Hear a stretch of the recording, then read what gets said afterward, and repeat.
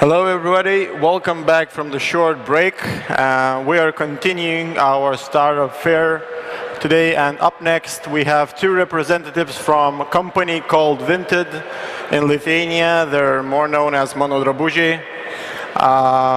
They have raised more than $20 million from the likes of Axel Partners, and they're still sitting over there. A lot of their team is waving at the guys who are about to come. So please welcome Andrius and Ingrida from Vinted, who are going to be talking about how to grow your users.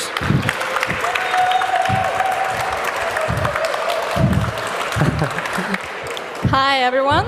It's really nice to see that quite a lot of people came here.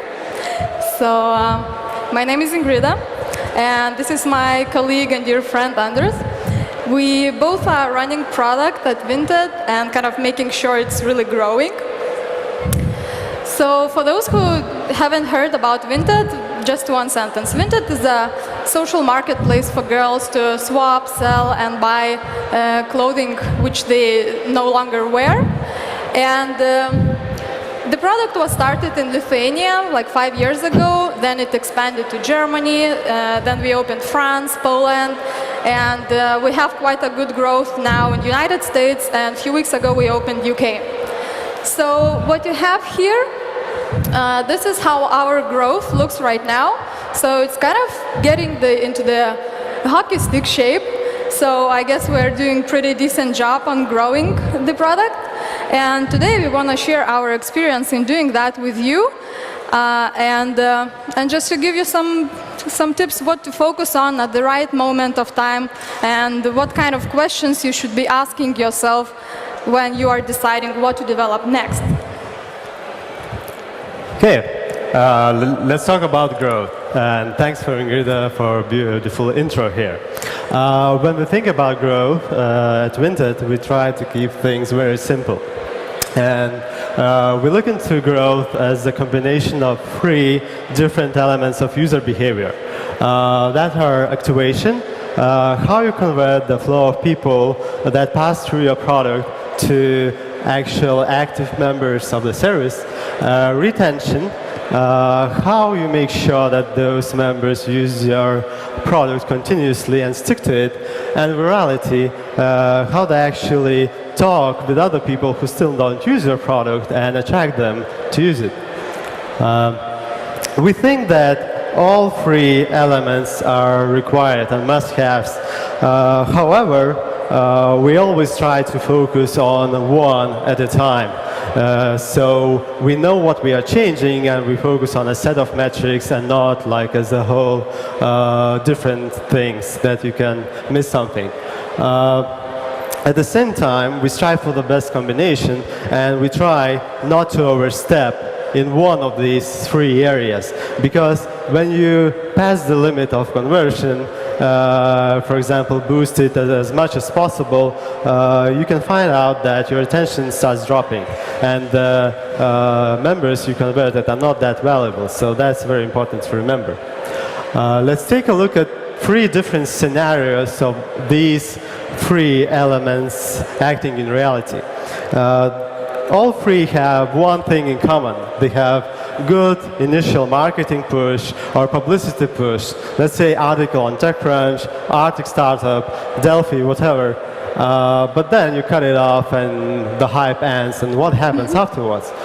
If you have only good activation, your product is actually dead in 12 months. If you have good virality, you are in a better situation, so your hype cycle is amplified and you have more usage then. But then the end result is actually more or less the same. You are dead, it just takes longer. And the third scenario is what we are talking about today, the hockey stick growth. It only happens when you have all three elements combined. And to imagine and to understand it better, let's take a look into a real-life example of Twitter. And if you see Twitter, and if you see their situation back in 2007, we are having huge problems with retention. And, but they had lots of publicity, they had lots of people talking about their product already. They made a really fantastic launch with South by Southwest. They had lots of articles of TechCrunch already, but they were really struggling. But then Twitter found out that if a person starts using the service and follows more people, like let's say 10 people or more, she or he sticks to the service. And they encourage people to actually follow after they sign up. And that's when the hockey stick growth happened to them. Let's start talking about these 3 elements into detail, and Ingrida will start about activation. So the activation, the first element of the growth. Activation is kind of corridor, a funnel which you want to create, having a goal to convert your bypass traffic into actually active users of your product. So what you want to achieve here is to create a very smooth and quick process of getting your visitor to a must-have experience as fast as you can with the least amount of friction along the way. So the question which you should be asking yourself is not how could I create a very cool product which everyone would probably like, but how can I get my customer to achieve her goals on my product as quick as possible? So I don't know if there are many fans of Mario, but I love this example. If you remember, they have on the very first screen with a second jump, you get your power mushroom, which gives you a very good hint of what kind of cool stuff you will be able to do later in the game, leaving you really wanting to play more. So, yeah, but so the funnel actually starts very early with your marketing message. Then you get to how to use the product if it's necessary. Then how to actually use the product and actually using the product. And there are a lot of very good examples which you can adopt to your product from other products which are already considered as working, such as your own power mushroom like free trial, for example, or a good landing page explaining what you can do next, and many, many more. But what I believe is that each product has to find their own unique way to have their own genuine onboarding process for their members. So here I have one short example how we kind of hacked registration, because registration is always a very friction point to get your user to achieve anything on your product. So the flow here is we allow member to come to the site, to browse a bit and to find something she really likes. Then we allow her to even start the conversation with the seller. The trick here is that we ask her to write the email where she would like to get the answer from the seller. And probably she leaves the product in a while. But the thing is that when she gets the answer from the seller to her email, she has the link which she presses to read the answer. So here you have your email confirmation. So that's the second step of registration. And now you have her motivated because she has the item she likes. She has the answer from the seller. So now it's the best place probably to ask her to fill in a few more details of the registration. So this is how you get her registered with least amount of friction. Yeah, so you have her registered. So what's next? Now you would probably like to stay here on the product. So that would be retaining the customer. Okay. Let's talk about retention. And retention is probably the hardest one to crack in a startup journey. And usually it's the most important one too.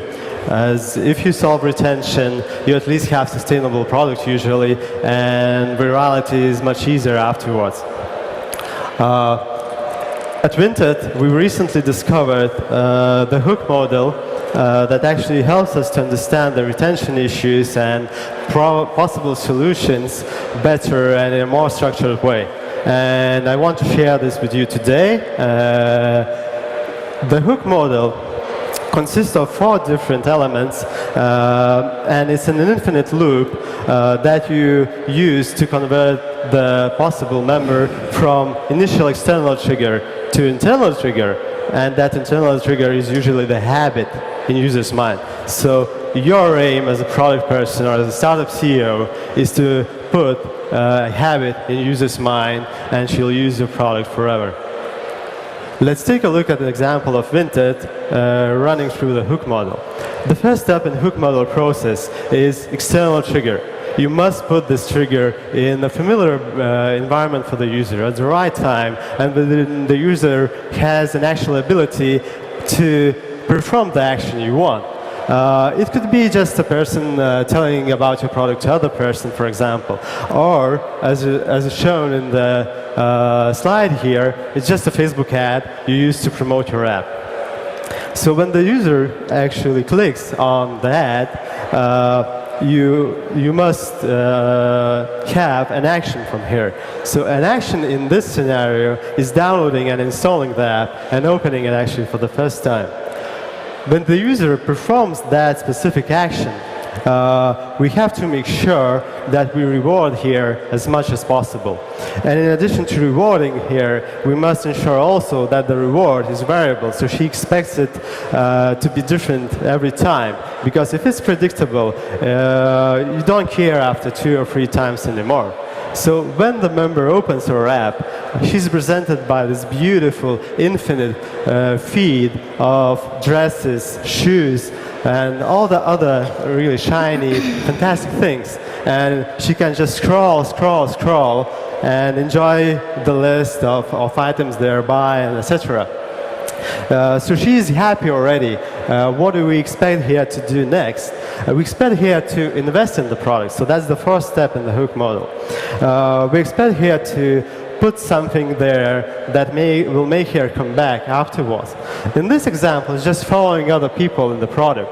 And she can follow like 10 or 20 other persons or brands or any different followable objects at Vinted. And this actually creates the other external triggers that bring back the user afterwards to the product. And here is the example of such an external trigger, which is a push notification about the new beautiful dress the person you follow have added to her clothes section at Vinted. And you run this loop infinitely until you actually reach the level that person has an internal trigger inside her brain. And that internal trigger could be a very simple example of just being bored right now and trying to think, what do I do? And that what do I do could be opening a Vinted app and just browsing and discovering new clothes and making me happy. The other trigger could be, I have nothing to wear today, so I go to Vinted, open the app, and I buy something. Or I don't have money, and I just open the Vinted app and try to sell something. And that's the thing that we are trying to achieve using the hook model and increasing retention at Vinted. Let's move on to virality. So yeah, the last element of growth, virality. We are definitely not going to speak here about making funny videos on YouTube, because we definitely think that you cannot force virality. Virality is genuine desire to spread the word because you achieved some good goals on that product or you had real fun there.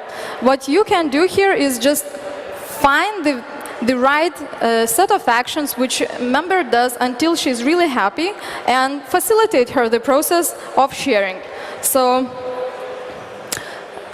here we have an example of what's not virality. This is our own sharing game. It's a classical example of share the link and get the prize. So what you get with this kind of virality is a lot of not qualitative registration, kind of short-term bump of traffic to your site, a lot of spam with your brand on it, and a lot of cheating. So you definitely don't want to go this path.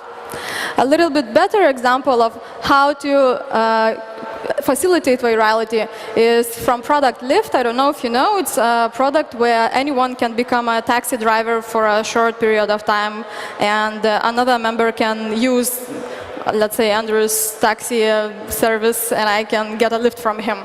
So they know that their customer is most happy right after the good ride and after he gives the 5-star rating for that ride. And this is a perfect place to ask him to share, right? Because he's happy at that moment.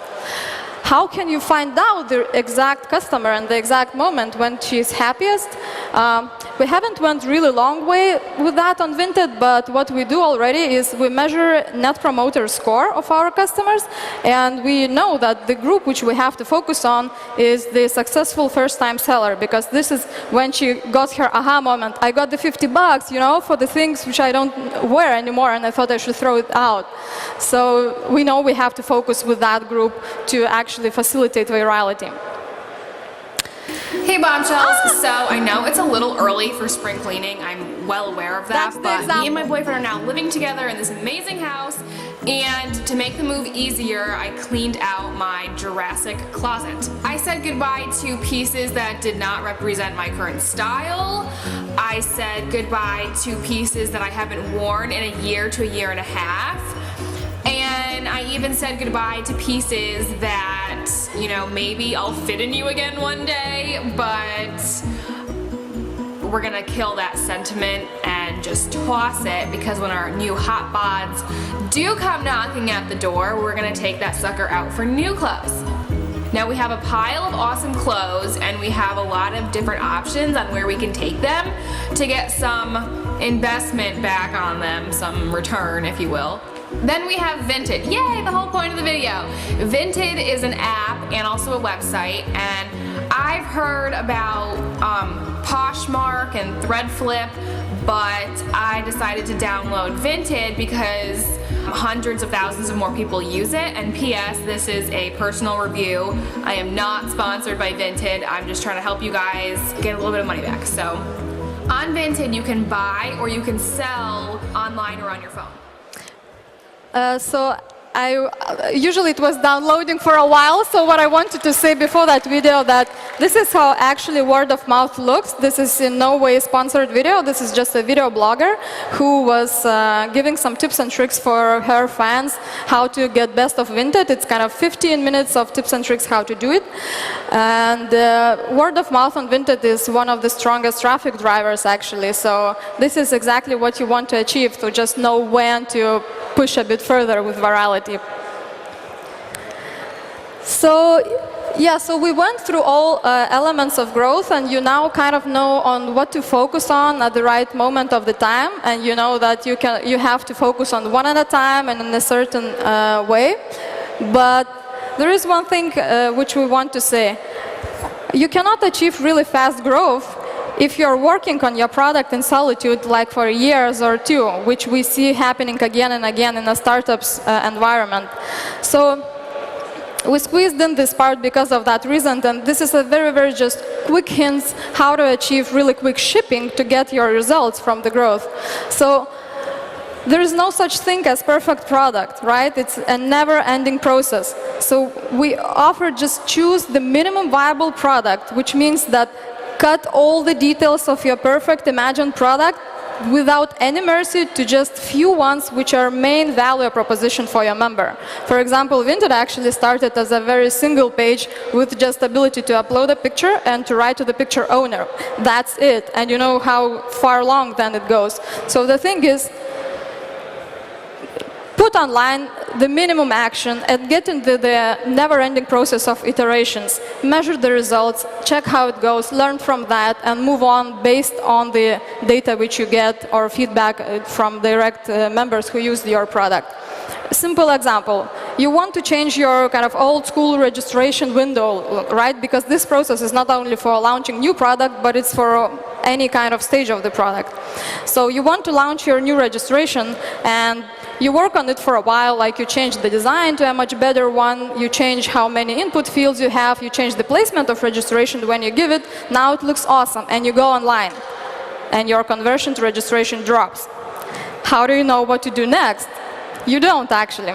So what we do, we change one thing at one time. So let's say we change placement of the registration. We launched A/B test with 3 different versions for only placement, and we measure the result, we see which one works best, and only after that scrap the ones which doesn't work and move on to the next change. So that's an invaluable method of working. I really recommend that. Yeah, just as fast iteration is important, the same importance we take is on the metrics and the measurement part. And to have the measurement right, you have to have metrics right and the process right. When we talk about metrics, we aim at 3 A's principle, which are actionable metrics, accessible metrics, and auditable metrics. Let's focus on what's actionable. Let's say the total number of users you have, the registered, or the cumulative revenue you earned as a company over time. It just doesn't say a lot how your product performs. And it doesn't say a lot about the growth metrics and the growth elements we were talking before. So you have to focus on what's actionable and actually comparable over time. And an example of that is constantly looking on how many members you attracted last week and how many of them are actually coming back this week. And that's the retention rate. And when you compare it over time, like how did it look last week, how did it look the week before, etc., you say hello to cohort analysis. We don't have a lot of time to speak about it today, so I just want to put the name on the slide. But generally, it's splitting the users based on time or actions or any other like channel, for example, when you do marketing, and comparing that, the change of how these users react over time, and then adjusting and reviewing the results based on what actions did you make in the product, what changes, etc. It shows you how changes in the product change the numbers you have. And the other thing that Ingrida mentioned before is A/B testing. Splitting every big change into smaller pieces and understanding whether each of these pieces work. That's just an example of that you have to question a lot of things that seem to be unquestionable. And here's the button placement in our payment process. One on the left is based on Android design guidelines, for example. And the one on the right is more about gut feeling, experience, etc. So we're testing just this one change. And we have 11% increase in transactions, which is actually a lot when your business is in transactions. Let's wrap it up, and this is like a very short summary of what we wanted to tell you today. The first thing is you can look into growth not as a very complex thing, but as a simple combination of 3 different elements. You have to understand that all 3 are required, but you have to focus on one thing at a time. And in order to actually deliver the growth and deliver it fast, you have to iterate fast in development of your product, and you have to be data-driven and measure as much as possible. These are 3 books we use in our processes and in our work. Just like a recommendation to read them, and you can really dig deeper into the methods and models we presented today. This is the Lean Startup, Lean Analytics, and Hooked. Hooked is a very new book, released just 3 months ago, but it describes retention issues and the hook model in a very good manner. And another really, really awesome method to actually learn is to meet up with the same people who are working with the same problems at that moment, right? So it's invaluable experience would be for us and for you, so we want to start meeting up and gathering up all people who are working on the products in Vilnius at least. Yeah, so let's join the meetup group and let's meet probably the next week. I think the first round of drinks could be sponsored by Vinted, and we could really share the experience we have, and we would like to hear what product experience, product development experience the other people working in Vilnius or in Baltics have. Let's agree on a date there. And I'm not sure whether we have time for questions, but if you want to ask privately, here are our contact details, emails, and Twitter names. I think we can cover at least one, no? No. You can get a T-shirt if you ask a question. Yeah. We will give you a T-shirt, and if you get the T-shirt, even if you don't like it, you can swap it in the hall. We have a swapping event there. No questions. All right. So thank you guys very much for your attention, and I hope we were useful for you. Thank you. Oh, one question. Okay, great. Hello. I would like to ask the question for Vinted. How do you see the company in 10 years? Vinted company in 10 years. How do you see How it? we see it? Yeah. Well, Thank you. there is none of the girls who doesn't know Vinted. And when the girl thinks where to buy her clothes, she thinks first of all about Vinted. That's how we see us. And in a broader way, we see Vinted as changing actual consumption. Like this girl, as an example, thinking about actually the second hand as a first choice. Yes. So that's basically the aim.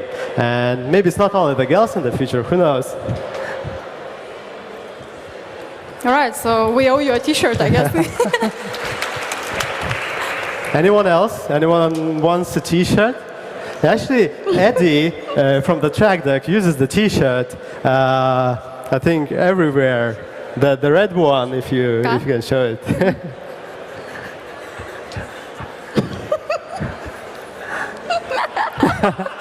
Good one, right? Right, Okay. so I guess we wrap up, right? Thank you, guys. Yeah.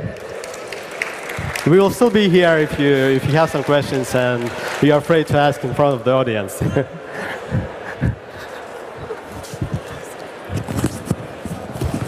All right, thank you very much, Vinted. I think it's a great example of data-driven marketing working at scale beautifully. So our next presenter is a personal friend of mine, and not too long ago my company was neighbors with this company sitting in our incubation space. Unfortunately, we moved out, so now they have more room for their growth. Next company is called CGTrader. Recently they got an investment from Intel Partners, Intel Capital, and I would like to welcome today on stage Dalia Lašaitė, their CMO, who will talk about 3D printing. So CGTrader and 3D printing. Dalia?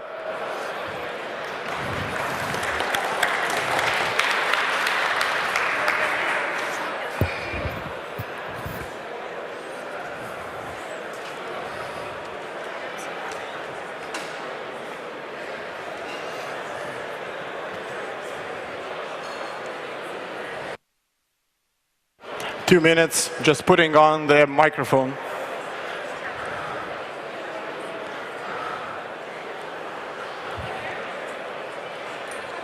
All right. Can you hear me?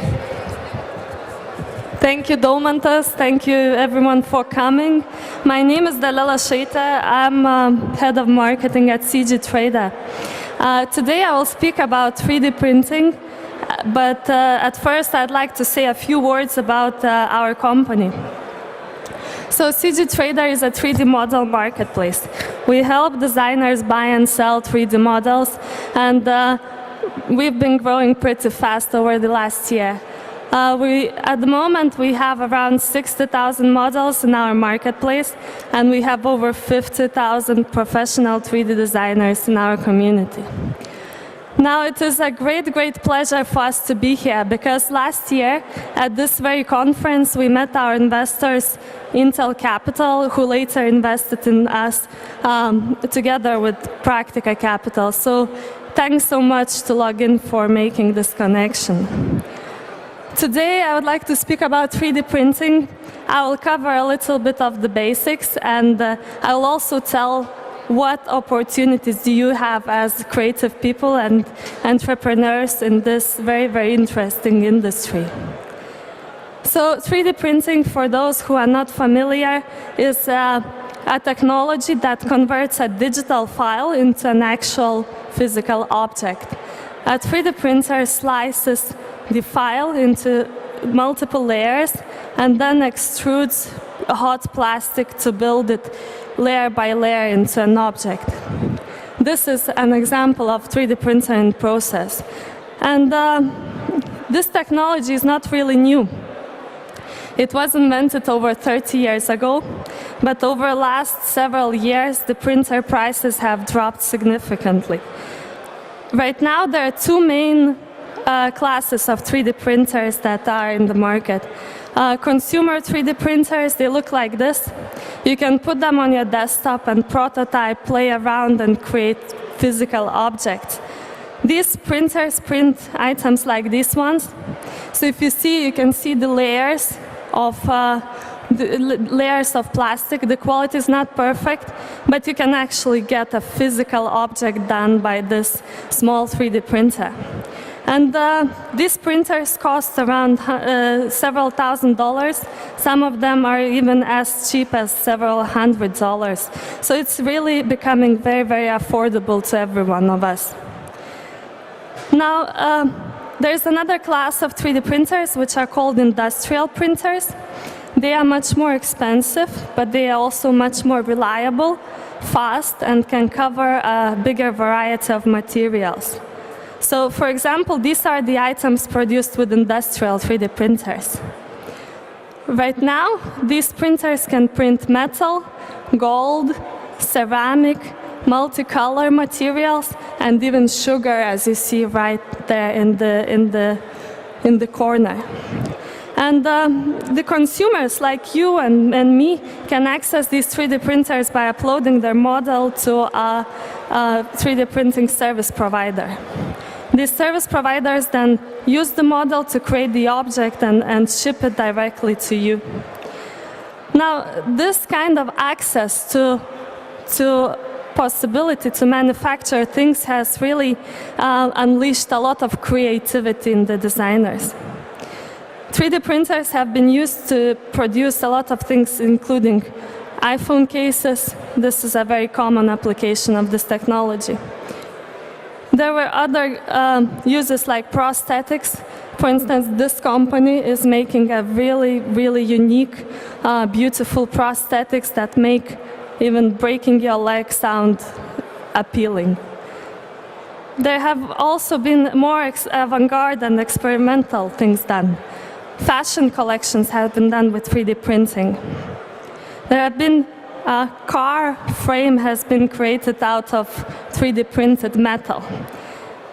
And right now there is even a house 3D printed in the Netherlands using a huge, huge 3D printer that prints plastic. So this is a wall of that house. Now, the media loves these stories. The media has been covering 3D printing for a lot of time, and 3D printing, therefore, sometimes is considered to be a bit of a hype. So, Gartner, for example, have placed 3D printer on top of their hype curve, saying that the expectations for 3D printing are much, much higher than it can actually deliver at the moment. And there's some truth to that, because in a lot of cases, especially with desktop printers, instead of your product, you might get something like this. But I want to emphasize that even though some people consider it hype, the revolution is really happening. And to tell you a few numbers, this very same Gartner says that 3D printer sales will be doubling every year. At the moment, there are around 150,000 3D printers sold already in the market. In 2017 alone, Gartner predicts that there will be over 1 million sold. And Shapeways has announced that they have printed over 1 million 3D objects over the last year. So it's really, really growing fast. And the reason it's so excited for everyone here is that it actually changes how manufacturing works. In order to create a product, you do not need a production line. You do not need a minimum quantity of certain number of products. Actually, any person like you and me can come up with a brilliant idea, design it, and make it into a breakthrough product. The logistics of this also changes quite a bit. You can distribute your product digitally, just send the file to your customer, and the manufacturing happens at the customer's location. So all these things are very exciting, and from our experience, I wanted to share some cases on how people are already taking advantage of this opportunity. And what you can do if you are interested in this technology, how you can participate in this market. So first of all, I will tell a little bit about what products work very well with 3D printing. There are 4 types of product that we have seen to work extremely well. Now, how many of you know what is this? I guess not. Okay, 1. All right. So this is actually a 3D printed toothbrush. The toothbrush works by cleaning your teeth all at once, and instead of brushing your teeth for 3 minutes, you can do it in 6 seconds. The reason it is possible is that this toothbrush is designed to fit your mouth precisely, and it can then be manufactured precisely to you. And the way it works is that you go to your dentist, you get a scan of your teeth, and then you can actually get this made especially for you. So in 3D printing, customization there is no extra cost to customization. And this enables a very, very big opportunity for a lot of products.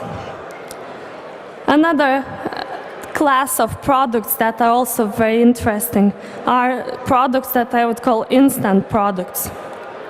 An example of this is something we did at CGTrader community with our designers. For those of you who watch movies and who watch Oscar ceremonies, you probably know that Leonardo DiCaprio didn't win an Oscar this year. And a lot of people were not satisfied with that. And some designers in our community have actually created alternative Oscar to present for Leonardo DiCaprio and to recognize his achievement. And this product is actually relevant for about a week. You can engage around this product for about a week until people still talk about it. So if you create it using any other conventional technique, it will be too late until you come out to the market with this product. We did this in 2 days, so it already could react to the media fairly rapidly and be relevant and to the point. Another class of products, which is also very interesting in 3D printing, is niche products for certain communities. For example, GoPro cameras have a lot of 3D printed accessories ready for them. So for this is a GoPro mount set, and there have been even success stories where GoPro mounts from GoPro would cost 3 times more and take 4 times more to ship to the customer than 3D printed ones. Since you don't have any cost of entry to the market, or very low cost of entry to the market, you can create products that will be used for very niche audiences. Finally, due to the nature of 3D printing, you can create some fairly impossible products. This is a Nautilus Mobius. It's a design that is very intricate, and it would be impossible to produce in any other way. So if you have created a certain product for 3D printing and you want to launch into the market, I will also go through several ways you can distribute it to your customer. First of all, the easiest way of reaching your customer in 3D printing is just sharing 3D files. For example, Porsche and Honda have actually already done that. So this is a Porsche file, Porsche model car, 3D printed. If you want to engage with your community through your products, this is one way of you can go about it. And Porsche and Honda wanted to emphasize their manufacturing process. So they put these files available for free download and made them available to the community. Now, sometimes you might have a cause you want to support, and then it makes sense to share these files as well. For example, with CGTrader designers, we did this free Ukraine badges in order to support Ukraine. So in that case, you can also reach a wide number of people by just sharing the files. Now, if you take this approach, you will probably not make money out of 3D printing. So another approach is to actually sell them on one of the platforms and monetize them that way. This is the most popular product for Valentine's Day this year on CGTrader. And if you take this road, you should actually be aware that your audience of people with 3D printers is around 150,000 people. So you have to create something that is appealing to them. They are a very interesting audience. They are actually geeks, early adopters, but this is still a fairly limited audience. So you have to bear in mind when creating your products.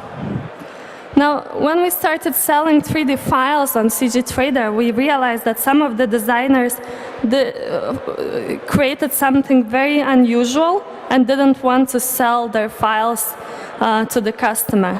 For example, these are all models from our marketplace, and you can see they cost $40,000, $20,000, and other very high prices. And if you have something really unique and you don't want to share the source file of your model with the customer, there is a technology that allows you to charge per print. It works by just streaming your model to the customer's printer, and you can charge for every print they make without giving control of your source file to the customer. Now, there still is an audience of early adopters and geeks who already have a 3D printer. If you have a great idea, you might also go for a much bigger market. You can actually sell the physical products that were created using 3D printing. And as I mentioned before, it doesn't require a big investment. You just need to create a 3D model and use one of the 3D printing services to print and ship it to your customers. So this is an example of a Dutch jewelry designer. She is creating a jewelry based on old artworks and selling it to museums. If you take this approach of selling finished products, then you have to bear in mind that you are actually competing with everyone else in the market. So you have to find your niche, and she did it very successfully. Another example of selling the finished product itself is actually Makey Lab from London, who are selling 3D printed dolls.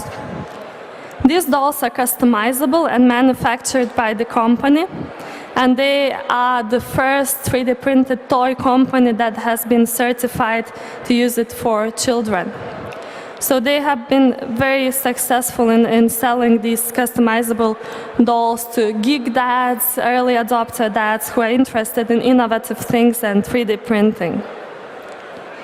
Now, another approach you can also take is use 3D printing for prototyping your products and then creating the actual product using conventional approach.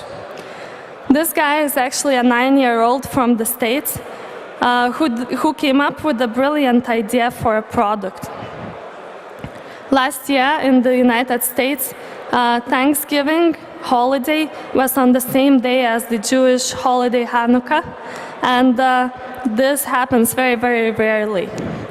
So he decided to combine these two symbols of these holidays, the turkey and the menorah, which holds these candles in this shape.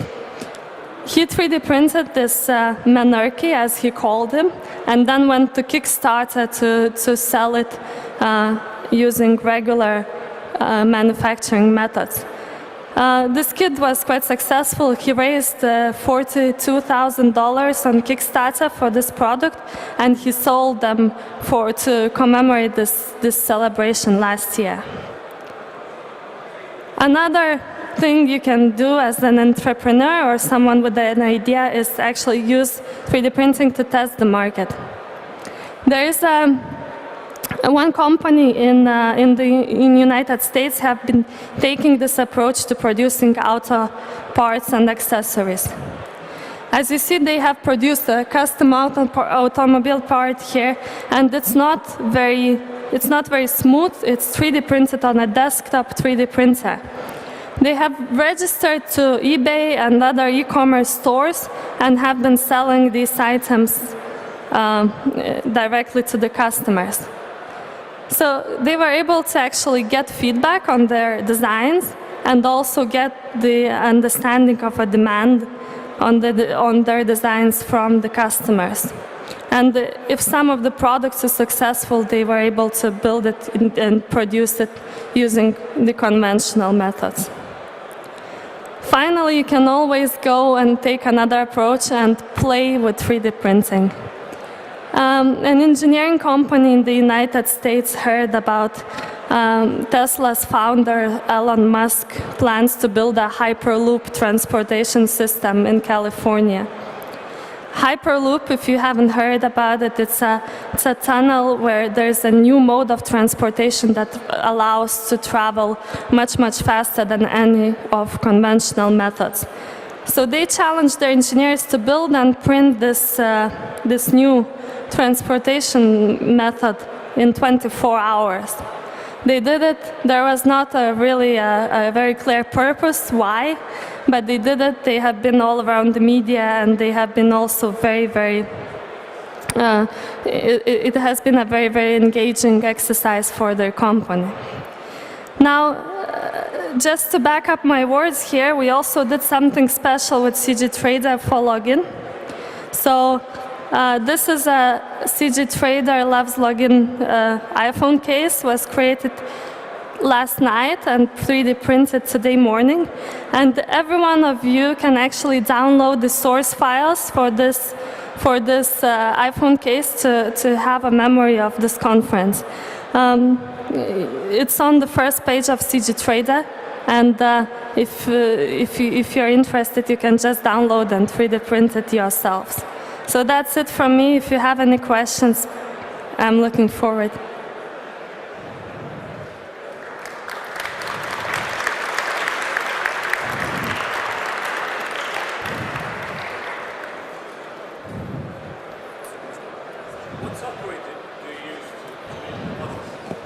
The models, the question was, what software do we use to make the models? Our community is of professional designers, so they have a lot of software that they prefer in their work, like 3D Studio Max, Maya, Rhino, ZBrush, and similar ones. These are professional ones. If you're looking to do it as a consumer, there are also some options that are very easy to use. For instance, Tinkercad, 123 app, and a number of others.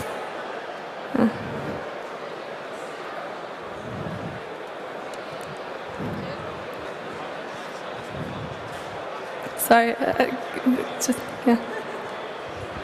Hello. Okay. Yeah. I would like to ask about materials. What prices of material packets like plastic is available for personal usage? So it very much depends. For plastic, the prices can be fairly low. You can get a plastic, for instance, this is printed with professional plastic. The cost of the print is around 40 liters for this one. But the materials are quite cheap if you are using lower quality printers, like desktop printers. So they're fairly cheap if you're just using plastic. If you go to metals or to other material, they get expensive fairly quickly. So when you design, you should try to design either smaller things or things that use less material.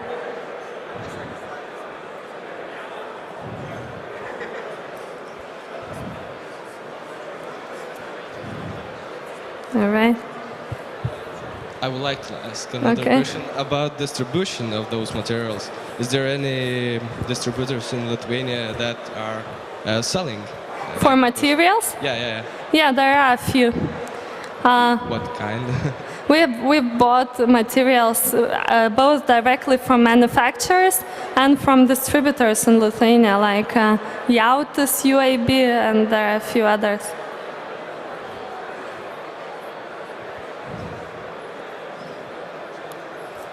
All right, go.